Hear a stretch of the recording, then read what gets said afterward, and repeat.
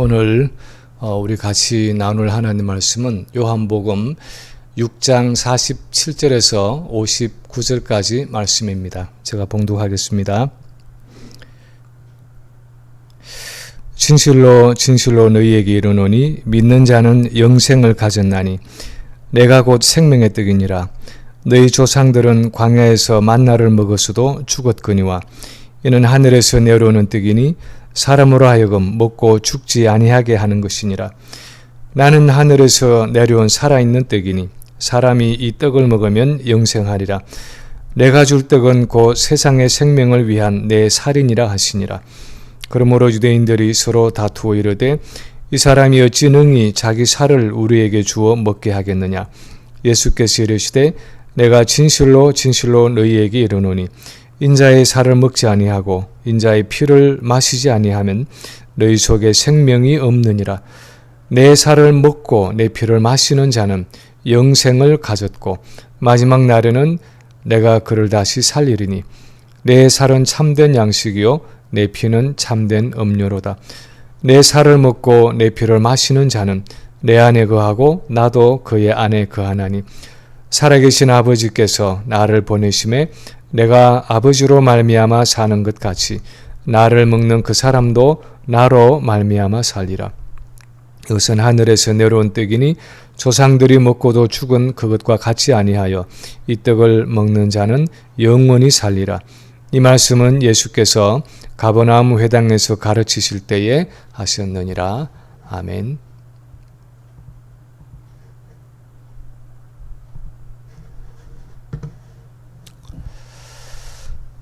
우리가 잘 아는 것처럼 러시아가 우크라이나를 침공한 지가 벌써 6개월이 넘었습니다. 지금은 전세가 많이 달라지고 있지만 전쟁 초기야만 해도 러시아 군인들이 얼마나 잔인하게 우크라이나 주민들을 고문하고 학살했는지 많은 뉴스들이 나왔습니다.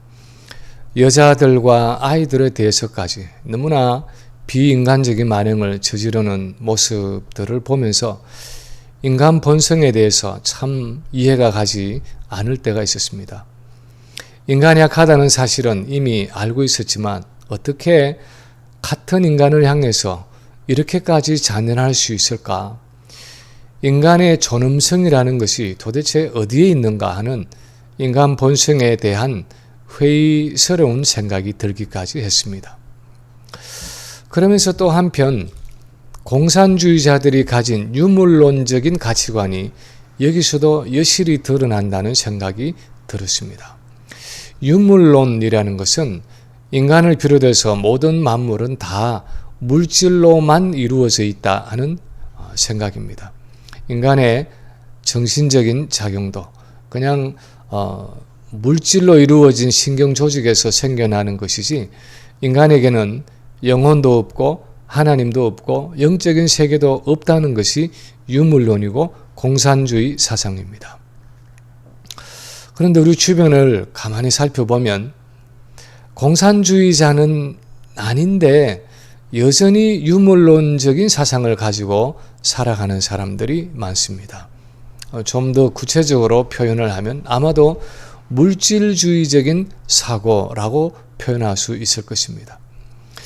영적인 세계가 없다라고 말하지는 않지만 마치 그런 영적인 세계가 없는 것처럼 생각하고 영적인 세계가 중요하지 않은 것처럼 살아가는 사람들입니다. 많은 사람들이 그런 물질주의적인 사고에 붙잡혀서 살아가고 있습니다. 그래서 눈에 보이는 현실, 손에 만져지고 몸에 느껴지는 이 현실이 마치 궁극적인 현실인 것처럼 보이지 않는 영적인 세계에 대해서는 전혀 관심이 없고 무시하며 살아가는 사람들이 있습니다. 사실 오늘 본문의 배경이 되는 유대인들이 바로 그런 사고를 가지고 있었습니다. 그들은 오병이어의 기적을 통해서 예수님을 육신적인 떡을 주는 분으로만 인식했습니다. 그래서 예수님을 왕으로 삼기 위해서 길을 쓰고 갈릴리 바다 건너편까지 찾아왔습니다. 그리고는 물질적이고 또 가시적인 관점을 가지고 육신적인 풍요로움에 초점을 맞추어서 예수님과 대화를 나누고 있었습니다. 그런데 예수님은 오늘 본문에 보면 고집스럽게 영적인 것에 초점을 맞추어서 너희가 어제 먹은 육신의 떡이 아니라 내가 바로 너희가 먹어야 할 생명의 떡이다 하고 말씀하시면서 나중에는 그 사람들이 이 말씀은 어렵다, 누가 들을 수 있겠느냐 하고 많은 사람들이 떠나가는데도 예수님은 그분의 영적인 메시지를 타협하지 않고 끝까지 말씀하고 계시는 모습을 볼 수 있습니다. 왜 예수님이 그렇게까지 하셔야 했습니까? 그들의 눈높이에 맞게 좀 수준을 낮추어서 그런 영적인 말씀 그만하시고 좀 육신적인 양식과 물질적인 풍요로움에 대해서 말씀해 주시고 이 세상의 행복에 대해서도 좀 말씀해 주시면 안 되었습니까? 예수님의 대화의 결론 부분인 오늘 이 말씀을 통해서 이 본문을 통해서 예수님이 이 요한복음 6장의 말씀을 통해서 도대체 무슨 말씀을 그렇게 하기를 원하셨는지 함께 살펴보기를 원합니다. 예수님이 그렇게 안타깝게 말씀하기 원하셨던 첫 번째는 인류의 가장 근원적인 문제는 생명의 문제다 하는 사실입니다. 인류의 가장 근원적인 문제는 다름 아닌 생명의 문제라는 사실입니다. 성경 전체가 그렇지만 특히 이 요한복음에는 생명이라는 단어가 얼마나 자주 나오는지 모릅니다. 때로는 생명이라고 번역이 되고 때로는 영생이라고 번역도 되었지만 영생이라는 것도 헬라 원어는 영원한 생명 그런 의미입니다. 생명 중에 하나가 영생입니다. 요한복음 중에서도 이 6장에서 생명에 대한 언급이 가장 많이 나타난다고 할 수 있습니다. 오늘 본문에서만 해도 생명 또는 영생 또는 동사형으로 산다 하는 말을 여러 번 사용하고 계십니다. 왜 예수님은 생명에 대해서 이렇게 많은 말씀을 하십니까? 왜 이렇게 이해하기 어려운 말씀을 많은 사람들이 예수님을 떠나갈 정도로 그렇게 강조해서 반복적으로 말씀하고 있습니까? 이 생명이라는 것이 우리에게 너무나 중요한 문제이기 때문입니다. 아니 사실은 이 생명이라는 것은 우리 인간에게 가장 중요한 문제이고 가장 근원적인 문제이기 때문에 그렇습니다. 좀 단적으로 표현을 하면 우리 인간의 문제는 생명의 문제다라고 말할 수 있을 정도로 우리 모든 문제의 근원이 거기에 있기 때문입니다. 지금 영국의 엘리자베트 여왕 2세가 지난주에 96세의 나이로 세상을 떠나서 장례의 절차 가운데 있고 많은 사람들이 그분의 죽음을 애도하고 있습니다. 그런데 사람들은 죽음이라는 것을 안타까워하고 애도하면서도 그것을 자연스럽게 찾아오는 것이라고 생각하는 경향이 있습니다. 마치 봄이 오면 새싹이 돋고 여름이 되면 푸르게 자라다가 가을이 되면 열매를 맺고 낙엽이 떨어지고 겨울이 되면 얼어붙거나 죽는 식물들처럼 사람은 유년 시절을 지나고 청년기를 거쳐서 장년에 왕성하게 활동하다가 노년이 되면 이제 기운이 쇠해서 죽는 것이 자연의 이치라고 생각을 합니다. 그것은 당연하다고 생각합니다. 그런데 성경은 죽음을 그렇게 보지 않습니다. 죽음은 인간에게 자연스럽고 정상적인 것이 아니라 부자연스럽고 비정상적인 것이라고 가르칩니다. 인간은 처음에 하나님의 형상으로 지음을 받았을 때 원래 하나님의 신적인 생명과 연합되어 있었고 그래서 죽지 않는 육체를 가지고 있었습니다. 그런데 인간이 범죄하고 나서 먹는 날에는 너희가 반드시 죽으리라 하는 그 하나님의 말씀처럼 죽음이 찾아왔는데 그 1차적인 죽음은 영적인 죽음이었습니다. 에베소서 4장 18절의 말씀에 의하면 영적인 죽음은 하나님의 생명에서 끊어지는 것, 하나님의 생명에서 분리되는 것이라고 설명하고 있습니다. 그 구절에 보면 그들의 총명이 어두워지고 그들 가운데 있는 무지함과 그들의 마음이 굳어짐으로 말미암아 하나님의 생명에서 떠나 있도다 하고 기록하고 있습니다. 하나님의 생명에서 떠나 있다 하는 이 번역이 우리 한글 표현으로는 좀 거리가 있다, 떨어져 있다 하는 정도로 들릴는지 모르지만 영어 성경을 보면 separated from the life of God 그렇게 번역하고 있는데 그 의미는 하나님의 생명에서 끊어졌다, 단절되었다, 분리되었다 하는 의미입니다. 원래 하나님의 영과 연합되어서 그분의 생명을 공급받고 있던 인간이 범죄의 결과로 하나님의 생명에서 끊어지고 분리되어서 그 생명력에서 단절된 것이 죽음이었고 죄가 가져온 인간의 가장 근원적인 문제였습니다. 그 다음 단계로 우리에게 찾아온 것이 육체적인 죽음입니다. 하나님의 영적인 생명에서 단절된 그 순간부터 인간은 늙어가기 시작했고 질병이 찾아오기 시작했고 마침내 죽음이 찾아오게 되었습니다. 누가 생일을 맞든지 결혼 기념일이나 졸업식을 맞으면 때로는 꽃을 선물로 받는데 우리는 뿌리에서 잘라져서 온 그 꽃을 화병에 꽂아놓고 바라보면서 그 꽃이 참 아름답다고 말합니다. 그런데 그 꽃이 그렇게 오래 가지를 못합니다. 대체로 한 주일 지나면 대체로 아무리 물을 갈아주어도 결국 시들시들하다가 마르고 맙니다. 왜 그렇습니까? 뿌리에서 잘라진 꽃이기 때문입니다. 생명의 근원에서 끊어지고 분리되고 단절되었기 때문입니다. 더 이상 뿌리에서부터 그 생명을 공급받지 못하기 때문입니다. 그래서 엄밀하게 말하면 잘라진 그 순간부터 죽어가고 있었고 마침내 어느 순간에 완전히 죽는 순간이 오는 것입니다. 우리 인간의 죽음도 마찬가지입니다. 우리가 육체적으로 노화되고 죽음을 맞이하게 되는 것은 우리가 생명의 근원이 되시는 하나님의 영으로부터 끊어졌기 때문입니다. 하나님의 영적인 생명에서 분리되었기 때문입니다. 그래서 영혼과 육신이 분리되는 육체적인 죽음이 찾아오고 마침내 지옥의 형벌에 떨어지는 영원한 죽음이 기다리고 있는 것입니다. 이런 배경에서 주님은 말씀하십니다. 49절과 50절에 보면 너희 조상들은 광야에서 만나를 먹었어도 죽었거니와 이는 다시 말하면 나는 하늘에서 내려오는 떡이니 사람으로 하여금 먹고 죽지 아니하게 하는 것이니라 하고 말씀하시는데 그 의미는 모세를 통해서 하늘에서 내려왔다는 그 떡을 40년씩이나 먹은 너희 조상들도 다 죽었다는 것입니다. 이 죽음의 문제는 너희가 그렇게 위대하게 여기는 모세도 40년씩이나 먹었다고 자랑하는 그 광야의 만나도 결코 해결하지 못했다는 것입니다. 이 죽음은 우리 인간이 가진 가장 심각하고 근원적인 문제라는 것입니다.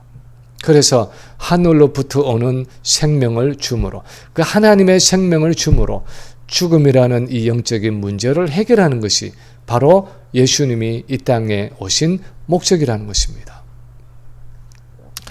많은 사람들이 기독교를 하나의 사상이라고 생각합니다.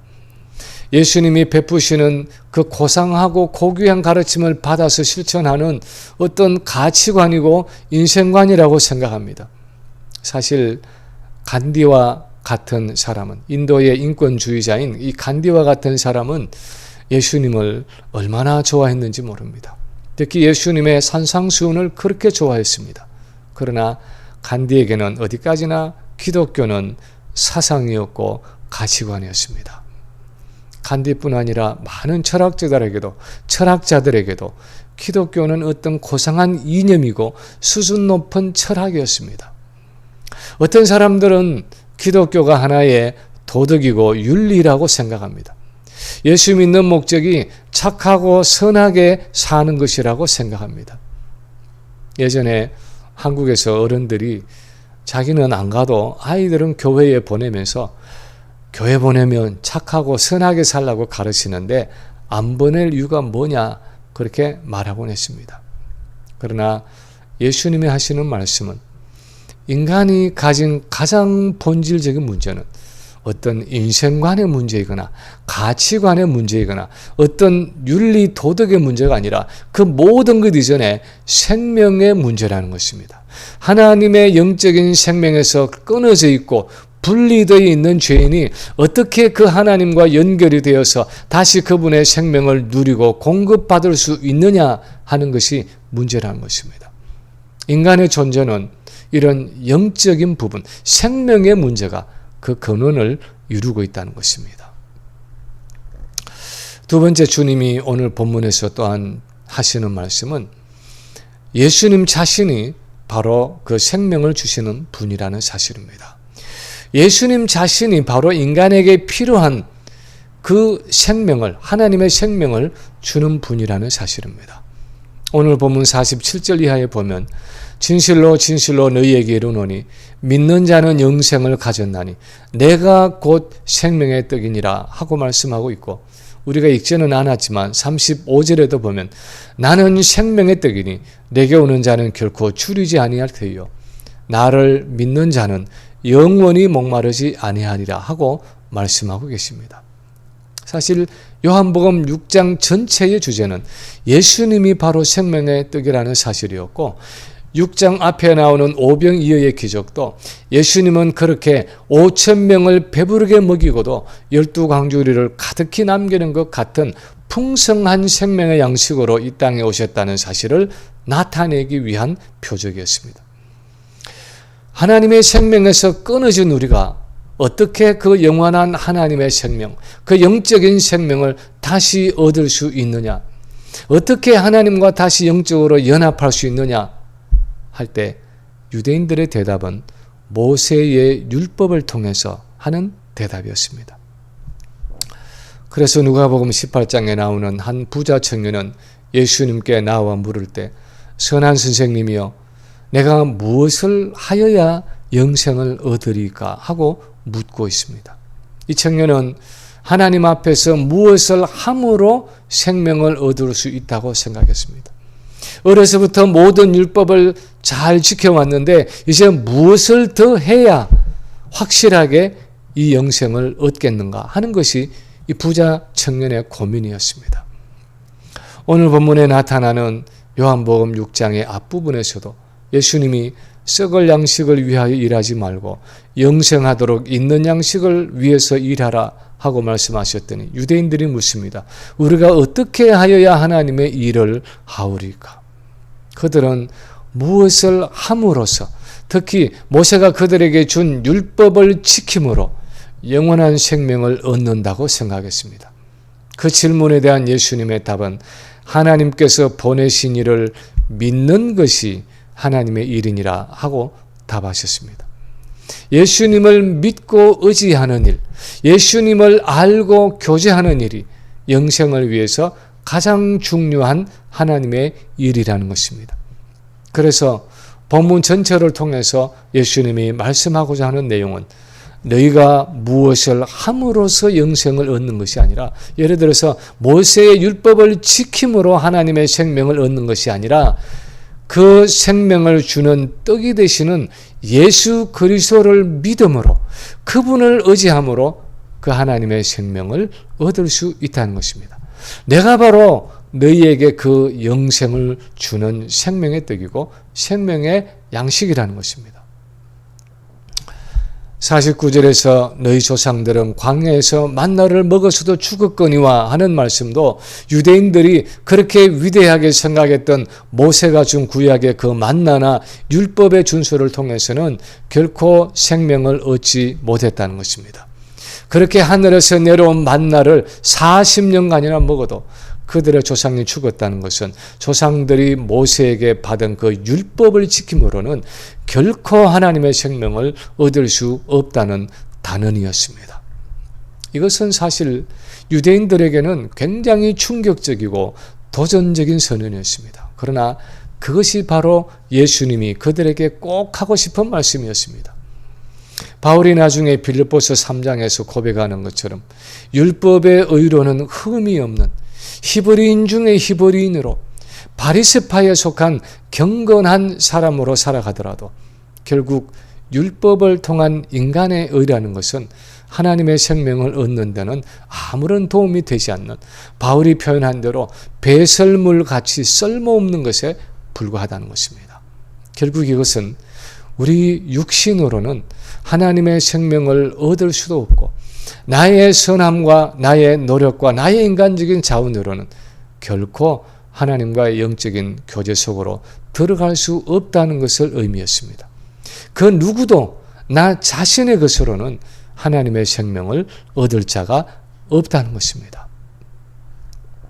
우리는 사실 오랫동안 예수를 믿고 신앙생활을 하면서도 이 부분에 있어서 완전히 승복하지 않고 살아갈 때가 많습니다. 예수 그리스도만이 나의 생명이 되시고 그분이 성령을 통해서 공급해 주시는 하나님의 생명, 그 하나님의 영원한 생명을 의지하고 살아야 한다는 생각을 하지 않고 살아갈 때가 많습니다. 성령의 충만에 대해서 많은 설교를 듣지만 내가 반드시 성령으로 충만해야 한다고 생각하지 않을 때가 많습니다. 아직도 나 자신의 육신적인 생명과 능력으로 어느 정도 나 자신을 또는 내 삶을 매니지할 수 있다고 생각하기 때문입니다. 우리 육신이 연약하기 때문에 반드시 기도해야 한다 하는 설교를 듣지만 기도하지 않으면 내가 정말 살지 못한다고 생각하지 않고 살 때가 많습니다. 왜 그렇습니까? 내게 있는 육신적인 생명을 가지고도 얼마든지 살아갈 수 있다고 생각하기 때문입니다. 기도함으로 하나님의 생명을 공급하지 않아도 얼마든지 생존할 수 있다고 생각하기 때문입니다. 그러나 주님의 말씀은 너희의 율법적인 노력으로는 하나님의 생명을 누릴 수 없다는 것입니다. 오직 예수 그리스도를 통해서만 하나님이 주시는 참된 생명과 능력을 누릴 수 있다는 것입니다. 그분만이 우리의 의로움이 되시고 그분만이 우리의 거룩함이 되시고 그분만이 우리의 구속함이 되신다는 것입니다. 그래서 세 번째 주님이 오늘 본문을 통해서 말씀하시는 것은 예수 그리스도와 연합된 자가 그 생명을 누린다 하는 사실입니다. 예수 그리스도와 연합된 자가 그 하나님의 생명을 누린다는 것입니다. 오늘 본문에서 주님이 강조하시는 한 가지는 생명의 떡이 되시는 예수님을 먹어야 한다 하는 사실입니다. 51절에 보면 나는 하늘에서 내려온 살아있는 떡이니 사람이 이 떡을 먹으면 영생하리라 하고 말씀하셨습니다. 53절에 보면 인자의 살을 먹지 아니하고 인자의 피를 마시지 아니하면 너희 속에 생명이 없느니라 하고 말씀하십니다. 54절에서도 내 살을 먹고 내 피를 마시는 자는 영원한 생명을 가졌다 하고 말씀하시고 56절에서도 내 살을 먹고 내 피를 마시는 자는 내 안에 거하고 나도 그의 안에 거하나니 하고 말씀하십니다. 왜 단순히 예수님을 믿어야 한다 그렇게 말씀하시지 않고 예수님의 살을 먹고 예수님의 피를 마셔야 한다고 말씀하고 있습니까? 굳이 그렇게 어렵게 말해야 할 필요가 있습니까? 특히 52절에서 보는 것처럼 유대인들이 이 말을 듣고 서로 다투어 말하기를 이 사람이 어찌 능히 자기 살을 우리에게 주어 먹게 하겠느냐 하고 오해를 하고 있는 가운데 굳이 이렇게 동일한 표현을 더 반복해서 말할 필요가 있었겠습니까? 이것은 예수님이 주시는 그 영적인 생명을 누리는 길은 단순히 예수님의 생각이나 사상을 받아들이는 단순한 지적인 수용이나 감정적인 동의나 어떤 의지적인 결단 정도가 아니라 그분 자신과 영적인 연합을 이루어야 한다는 의미입니다. 영적인 연합을 통해서 그리스도의 생명을 공유한다는 것입니다. 그 연합을 통해서 그리스도의 생명이 나의 생명이 되는 그 생명의 쉐어링이 이루어진다는 것입니다. 우리가 물건을 주고받는 데는 여러 가지 방식이 있을 수 있습니다. 예를 들어서 내게 돈이 있으면 자녀들에게 그 돈을 보내서 뱅크를 통해서든지 또 다른 방식으로 보내서 그 돈을 가지고 필요한 것을 사게 할 수 있습니다. 내가 사랑하는 사람의 생일에 꽃이나 선물을 사서 그 사람에게 전달할 수도 있습니다. 근데 만약에 내게 있는 생명을 다른 사람에게 주어야 한다면, 내 자녀나 내 배우자에게 주기를 원한다면 어떻게 주어야 할까요? 예수님이 하시는 말씀은 너희 죄를 위해서 십자가에 내어주는 내 살을 너희가 먹고 내 피를 너희가 마시라는 것입니다. 그러면 그 사람은 내 안에 거하고 나도 그의 안에 거한다는 것입니다. 예수님의 이 모든 말씀은 하나됨의 표현이고 연합의 표현입니다. 마치 빵이나 떡이 우리 몸 안에 들어가서 우리 몸과 하나가 되어서 육체적인 생명과 능력을 공급해 주듯이 그분의 살을 먹고 그분의 피를 마실 때 예수님이 우리와 영적으로 하나가 되어서 우리 안에서 그분의 생명과 능력을 공급해 주신다는 것입니다. 그래서 우리 안에 성령으로 거하시는 그 예수님의 생명과 능력을 우리가 공유하게 된다는 것입니다. 쉐어한다는 것입니다. 그래서 57절에 보면 살아계신 아버지께서 나를 보내심에 내가 아버지로 말미암아 사는 것 같이 나를 먹는 그 사람도 나로 말미암아 살리라 하고 말씀하고 계십니다. 다시 말하면 내가 이 땅에 와서 육신을 입고 와서 성령을 통해서 공급되는 그 아버지의 능력으로 살아갔던 것처럼 내 살을 먹고 내 피를 마심으로 나와 연합된 그 사람도 나의 생명과 능력으로 살아가게 된다는 것입니다. 그 사람은 성령을 통해서 공급되는 그리스도의 생명과 능력을 공유하게 된다는 것입니다. 그리스도의 생명을 쉐어하게 된다는 것입니다. 며칠 전에 버지니아에 살고 있는 막내 아들에게서 전화가 왔습니다.